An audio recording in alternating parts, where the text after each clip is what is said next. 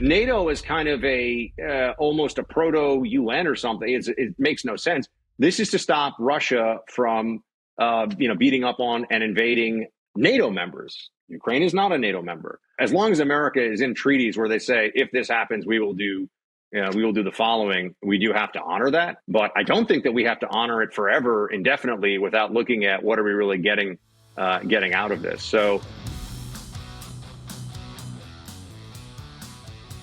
All right, Buck, just to wrap it up, I got to hear your thoughts on the idea that really, I think, for me and you and people who are paying attention to this is the NATO question. So if you get an opportunity to sit in a room with Rubio and JD and the president, what do you tell them that say, hey, we cannot go past this and continue to lead down the potentiality of a World War III? What are your thoughts you share with them? Well, I have a lot of faith in this current team, I'll tell you. And so I've been in the position before where I feel like I consider myself like a coach. Maybe I'm up in the stands watching the game, but coaching the Trump administration. And I got a lot of thoughts to make things go better. With this national security team and with how they're approaching things so far, I'm doing a lot more clapping than I am criticizing. And that's just the truth. I mean, I align with them on this stuff. And some of these other folks, I mean, I'm not even sure if Bridge Colby's gotten through yet at DOD. I've known Bridge for 20 years. The guy's absolutely brilliant. Pete Hegseth has been a friend for 15 years. He is dialed in. Sean Parnell, a great friend, dialed in at DOD. Joe Kent. Joe Kent's my favorite. Who is that? Oh, Joe Kent. Yeah, Joe Kent. I mean, you've got smart guys, war fighters, people that see it, see it through realistic eyes. So on the NATO piece, I would just say, one, Trump getting NATO to commit to more spending and prepare themselves. It shouldn't be, the only reason that Germany's not going to get invaded by Russia or Poland's not going to get invaded, whatever, is because America is going to land like 82nd Airborne and, we're going to kick their asses or something. They should be able to put up a substantial fight themselves, such that it's unthinkable that we would have the kind of tumult, if you will, in Europe that we saw in the 20th century, right? So if we're going to be in NATO, and I know there are people that even have questions about whether that's worthwhile, we should also be honest. I mean, NATO is an anti-Russia alliance. I mean, I remember when I was in Afghanistan, it was a NATO mission, and that's everybody there, as you remember, remember the ISAF? Everybody, ISAF. We all wore the ISAF badges. No one even really, unless you were there, people don't even pay attention to this. It was a NATO mission in Afghanistan. Yeah. Which is like, what? And NATO is kind of a almost a proto UN or something. It makes no sense. This is to stop Russia from beating up on and invading NATO members. Ukraine is not a NATO member, and so I think that the Article 5 of NATO, which is what would require the mutual defense.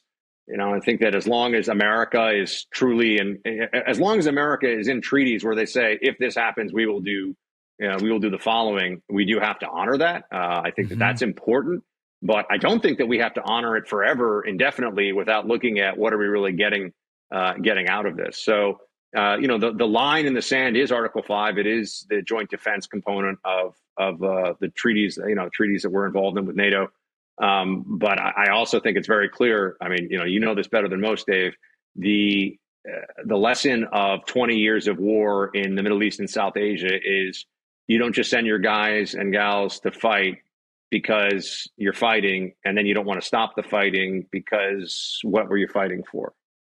And and that's where people, Ukraine is. We see that lesson through the lens of Ukraine, I think, in a very profound way.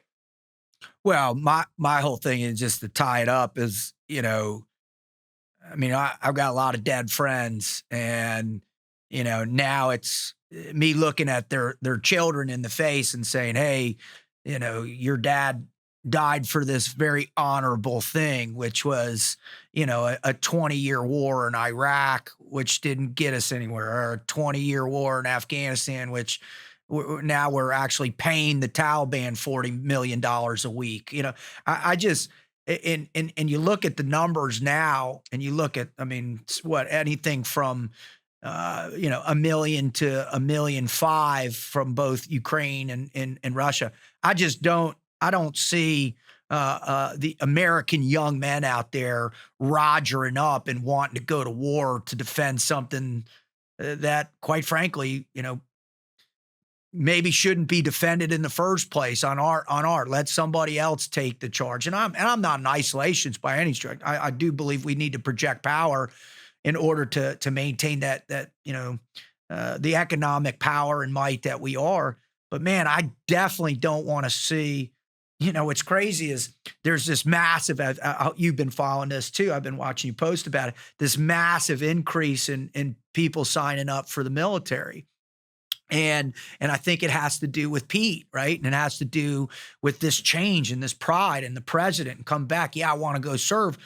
But here's the thing, man, is if you do this again, it's going to be a challenge to get young men out there to roger up to go die for some senseless war that fundamentally as Americans we don't support. But I think that for a lot of people, what we see in Ukraine and what the Trump view of it, and everybody who's voted for Trump, is we learned a very painful lesson as a country. Let's actually learn that lesson and be clear on that, right? And that's why when you brought up Starmer in the UK and these guys they are not sending troops to go muzzle to muzzle with Russians, but they have to say that, because if they won't say that, then it's very clear that our side that's saying what's the game plan here, guys, has the better end of the argument, which is they have no game plan. The game plan is status quo, people getting chewed up on both sides and dying, when we all know that eventually it's just going to come down to where are the lines on the map drawn and who gets control of what, and then we all go back to living our lives.